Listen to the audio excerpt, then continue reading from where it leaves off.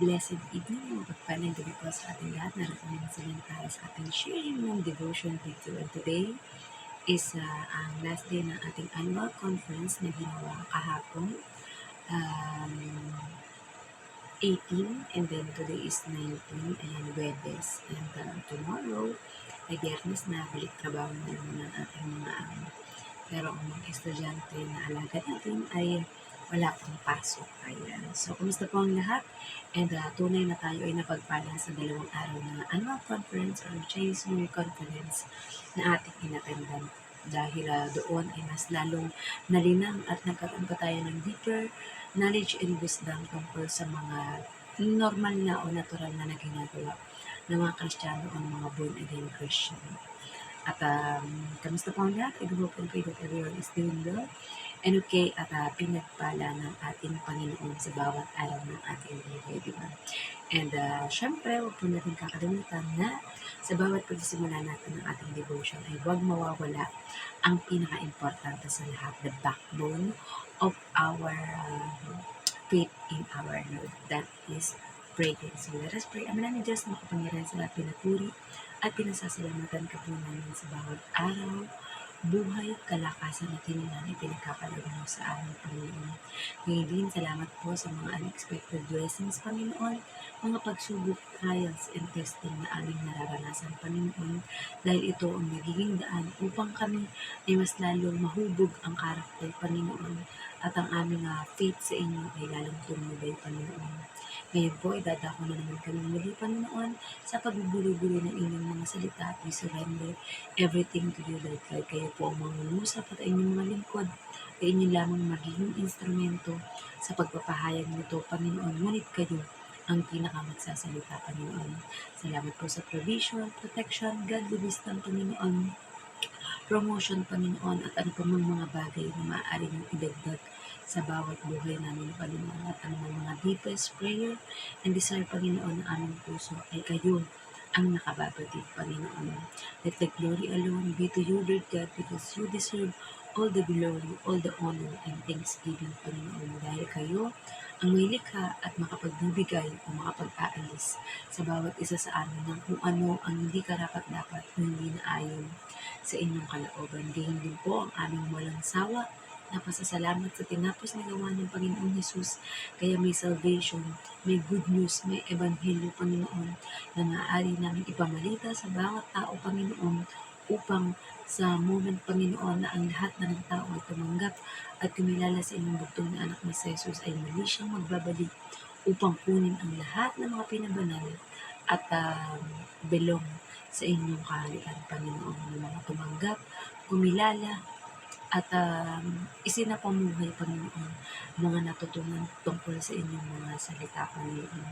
Hindi po, maraming salamat sa banal na Espiritu o Holy Spirit, Panginoon, na siyang lumulukob sa amin, Panginoon, nagkukonvict sa amin, Panginoon, kung aming mga ginagawa ay mali o taliwas sa inyong kalooban, Panginoon. Kayo po ang may kakayahan na humipo sa puso ng bawat isa, Panginoon, at sa mga salita na magre-rema sa kanila, Panginoon, ay kayo rin po ang magbibigay ng power, Panginoon, upang ito ay kanilang i-receive, Panginoon, at i-apply sa aming pang-araw-araw na buhay. We honor you, we glorify you, and we dedicate this devotion, Panginoon, para sa inyo. This we pray, in the name of our Lord Jesus Christ. Amen. Ayan. So, narito na po tayo sa Lucas 23:44.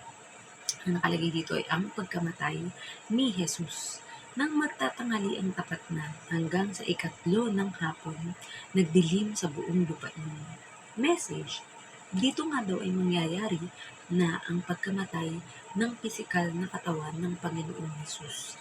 Dahil noon daw, magtatanghaling tapat na at sumapit sa 3 ng hapon, ay bigla daw dumilim ang buong lupain. Application, dahil nga kinakailangang matupad ang misyon kung bakit isinugo ang Panginoong Hesus dito sa mundo, ay mangyayari ito at magaganap na mamatay ang pisikal nitong katawan.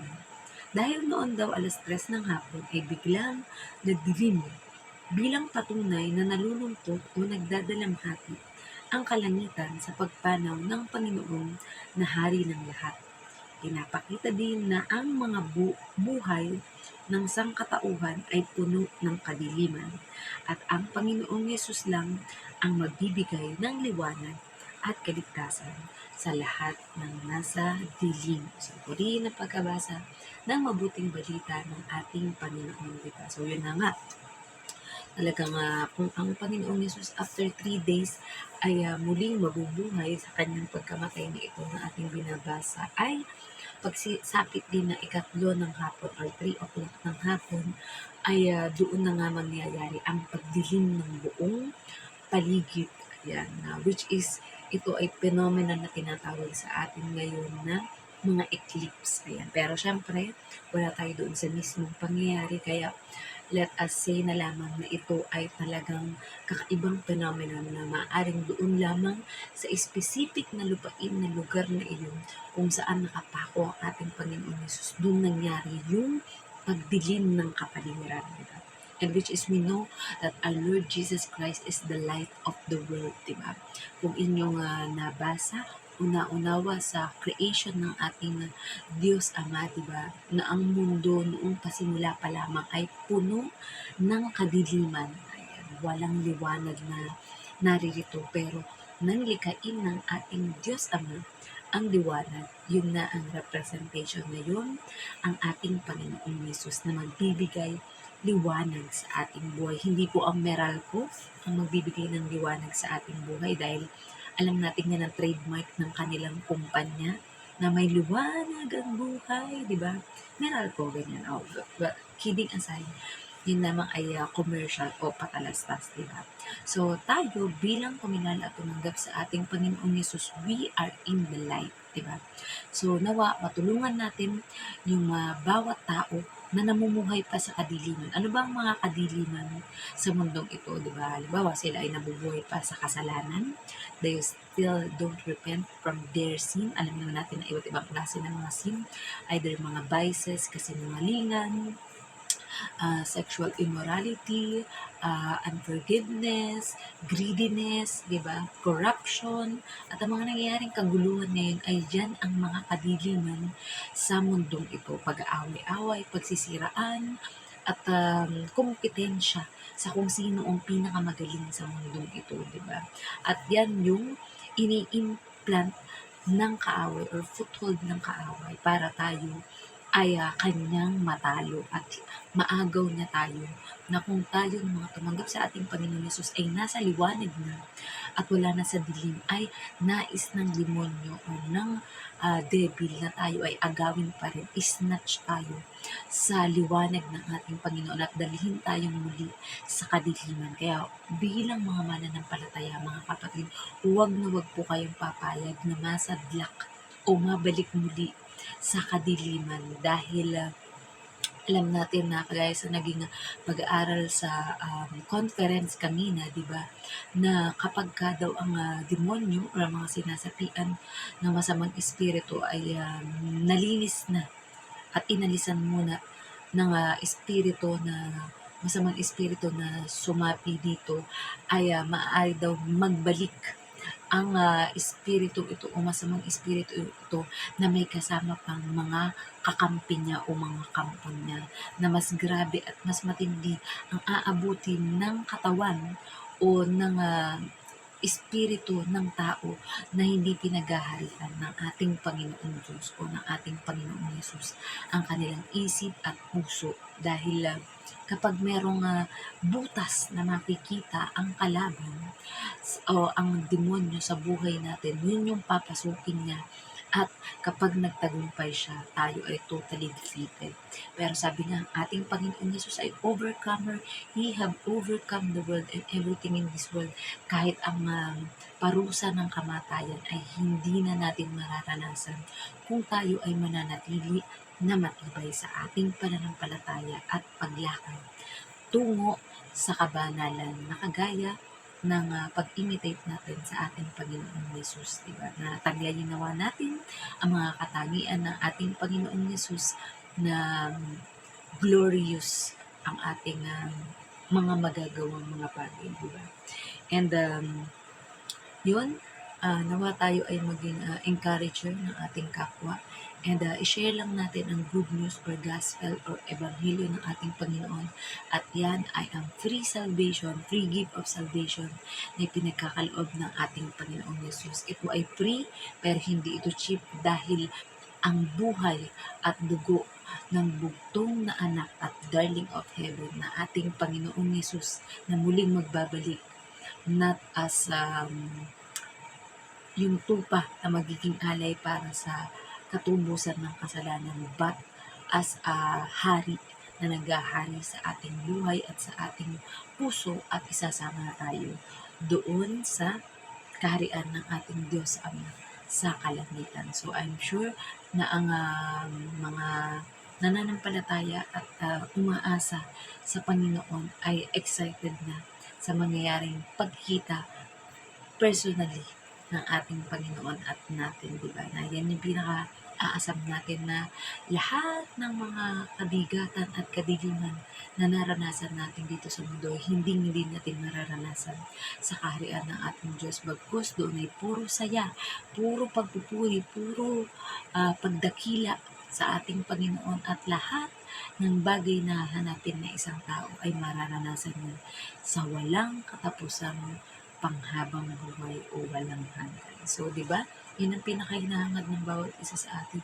Dito sa mundo, maraming paghihirap, maraming sakit, maraming nararanasan ng kamatayan at paghihiwalay ng mga mahal sa buhay. Pero papawiin ng ating Panginoong Yesus ang lahat ng ating mga luha at papalitan niya ng saya na walang kapantay dahil makakasama na natin siya at ang ating mga mahal sa buhay at mga kakilala na natulungan natin na maakay tungo sa kaliwanagan ng ating Panginoon at hindi na mamuhay pa sa kasalanan at kadiliman ng mundong ito. So, ayan, mga may natutunan kayo sa ating mixing share ng devotion. Dito at kailangan na rin pong magpahinga ng inyong lingkod dahil napakarami po nating ginawa at pinagkaabalahan sa ating conference kung saan tayo ay nagtamburin din sa masunod-sunod ang mga naging event natin.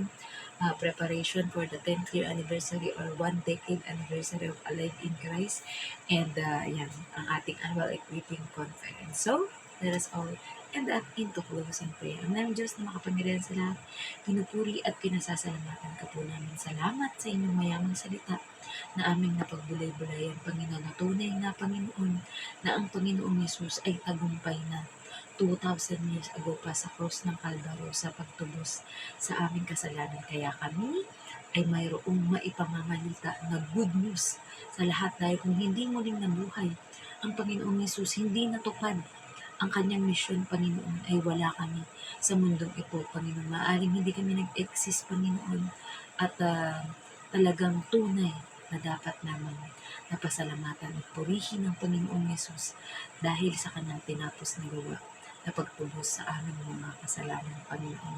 From the past, from the present, Panginoon, at sa future, Panginoon, ay nakikita na namin ang isang napakagandang regalo ay pagkakaloob mo sa bawat isa sa amin at kung paano nararanasan sa inyong kaharian dyan sa langit ang napakagandang buhay, Panginoon, ay mararanasan din namin mga sumasampalataya sa inyo, Panginoon, ang kasaganaan at mabubuting mga bagay na pinagkaloob niyo na sa amin noong una pa man, Panginoon. We also pray, Lord God, para sa lahat ng mga dumadanas, Panginoon, ng mga pinansyal na problema. Ito man ay sa trabaho o sa negosyo, na dayaman, Panginoon, o nalugi, Panginoon, ay kayo po ang Lord na magpo-provide at magre-restore, Panginoon. Ngayon din sa mga relasyon, Panginoon, ng mag-asawa, ng pamilya, ng mga anak sa kanilang mga magulang, ng mga kaibigan sa kapwa-kaibigan, Panginoon, o maging ang mga ka-churchmate, Panginoon, o nasasakupan, Panginoon. We know, Lord God, that you will restore everything that has been broken into us, Panginoon, and you will make it into a beautiful masterpiece, Panginoon, na kung saan we are created in the image of you, Lord God. At alam po namin na sinabi niyo sa inyong salita na kapag inuna namin ang paghahanap, Panginoon, sa inyong kaharian, Panginoon, ay daragdag mo ang lahat ng mga biyaya sa aming Panginoon na wala na kaming mapaglagyan pa sa sobrang dami ng mga pagpapalang ito, Panginoon. And Lord God, we pray for all the sick people, Panginoon, that you are the God who heals, Panginoon. Sabi niyo nga sa inyong salita na by the stripes and wound of your Son, Jesus Christ, we are totally healed, Panginoon. Kung pinagaling niyo na kami sa um, kamandag ng kamatayan, Panginoon, ay kayang-kaya na kaming iligtas, gayon din at sampu ng aming mga mahal sa buhay at mga kakilala na aming ini-include sa aming prayer na ito, Panginoon. You know them by name, Panginoon, at alam niyo po ang mga deepest prayer ng bawat isa sa amin, Panginoon. Kaya we declare, Lord God, that all our prayers, Panginoon, will be answered by you in your specific time, Panginoon. Not our time, but your specific time and will to happen, Panginoon. Kaya, Panginoon, matanggap nawa ng mga mahal sa buhay ang magiging pagpanaw o paglisan ng mga mahal sa buhay, Panginoon, na mawawala na sa mundong ito at magpapahinga na sa inyong kaharian, Panginoon. We also pray, Lord God, for all the pastors, priests, evangelists, prophets, teachers, Panginoon, members, Panginoon, gayon din sa lahat na mga hindi pa nakakakilala sa inyo, Panginoon, that every good thing, Panginoon, ay mangyayari sa aming buhay, Panginoon, at wala kaming ibang masasambit, Panginoon, ngunit salamat. Thank you, Lord, sa lahat ng mga bagay na ipinagkakaloob mo sa amin, Panginoon. Bagamat hindi kami karapat-dapat, ngunit minahal mo kami ng lubos, Panginoon. We also pray, Lord God, para po sa mga pastors, priests, evangelists, teachers, prophets, Panginoon, at ano pa man na naglilingkod sa inyong kaharian, Panginoon, na punuin po naman namin ang buong mundo, Panginoon, mga sumasampalataya at nananalig sa inyo at gagamitin niyo po ang bawat isa sa amin upang magsalita, upang magpahayag, Panginoon, ng aming mga nalaman tungkol sa sikreto, Panginoon, ng pagkakaroon ng matagumpay at matibay na pananampalataya sa inyo, Lord God. We also pray, Lord God, para sa aming mahal na bansang Pilipinas, Panginoon, sa aming mga leader na mga nailuklok at mga maluluklok pa, Panginoon. We pray, Lord God, that you will change their heart, you will change their mind, Panginoon, at maghahari ka, Panginoon, sa puso at isip ng bawat isa upang ang magagawa ng bawat isa, Panginoon, ay para lamang sa kapurihan mo at hindi upang maipahiya ang inyong pangalan na kayo ang Diyos na aming pinaglilingkuran, kayo ang Diyos na aming magulang, Panginoon, na walang hinangad, kundi kabutihan lang sa inyong mga anak, Panginoon, at kayo ang aming Diyos Ama, Panginoon, na nakakaalam na mangyayari sa buhay ng bawat isa sa aming, Panginoon.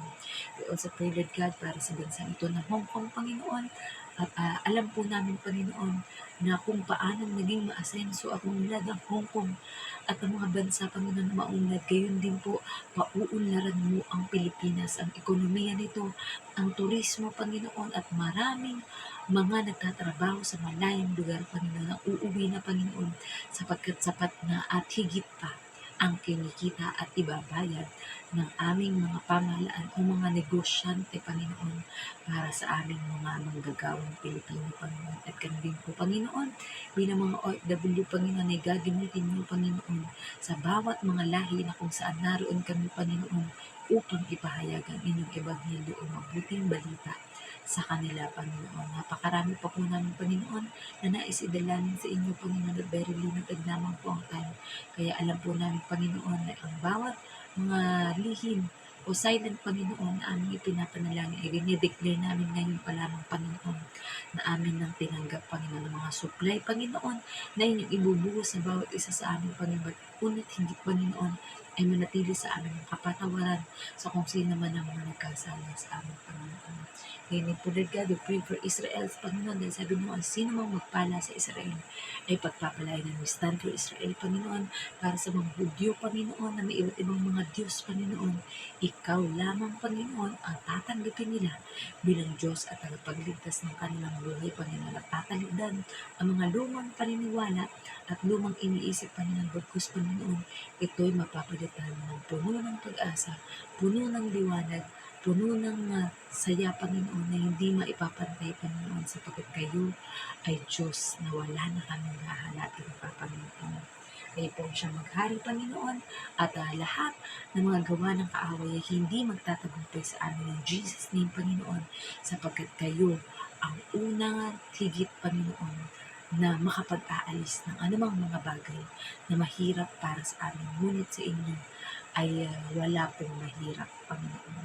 Kaya ano pa man, Lord God, ang maaari namin maihandog sa inyo, Panginoon, sa pamamagitan ng aming mga talento, pagsayaw, pag-indak, pagkanta, Panginoon, ay aming idinededicate sa inyo, maging aming pagluluto, paglilingkod sa bawat mga space, Panginoon, ng simbahan, Panginoon, at bubuksan niyo po ang spiritual mind, spiritual heart, at spiritual na mga katangian ng bawat tao, Panginoon, upang ma-discern at makita, Panginoon, kung sino sa inyong mga lingkod ang karapat-dapat, Panginoon, at tunay na makakapag-akay, Panginoon, sa inyong mga lingkod patungo sa kaligtasan, Panginoon. Hindi lang po sa kaligtasan, Panginoon, ngunit ang magsama-sama sa mga gawaing espiritual at nakalulugod sa inyo. Panginoon, Panginoon, we already thank you, Lord God, for all the answered prayer at ang lahat ng aming mga panalangin na ito ay sinagot nyo na at sasagutin nyo pa lalong higit, mas lalong yung pagyayabungin at pararamihan ang lahat ng mga pinansyal, lahat ng mga physical good health, Panginoon, prosperity, Panginoon, at lahat pa ng bagay na maaaring maranasan ng bawat tao sa mundo, Panginoon. We honor you, we glorify you, disciplina, for Jesus Christ. Amen. Good night po sa ating lahat, and God bless. Bye.